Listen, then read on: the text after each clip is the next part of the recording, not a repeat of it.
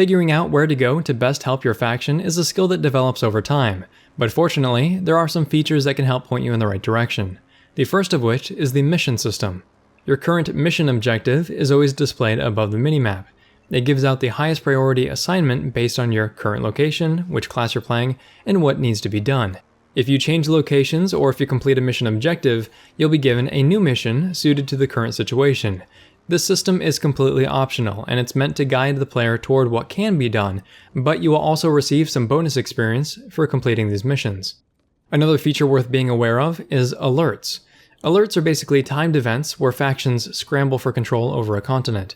You can tell when there's an alert taking place by seeing the flashing lights at the top right-hand corner of your screen. When an alert is active, you can hold the options button to bring up the scoreboard, and that'll show you where the alert is taking place, who is winning, as well as a bunch of other fun information that you can explore. When an alert ends, the empire with the most territory will lock down the continent and provide a lot of bonus experience based on how long and how helpful you were during the alert.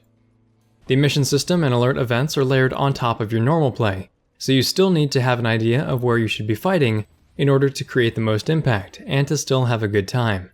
In PlanetSide 2, numbers are a pretty big deal, so generally speaking, you want to attack or defend an area that isn't overpopulated with allies.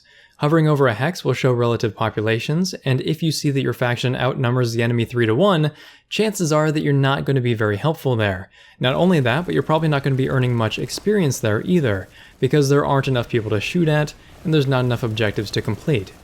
On the inverse, when your enemies outnumber you 3 to 1 or worse, then you'll probably be trapped inside the spawn room and unable to do much either. It's better that you just redeploy out of that sort of situation.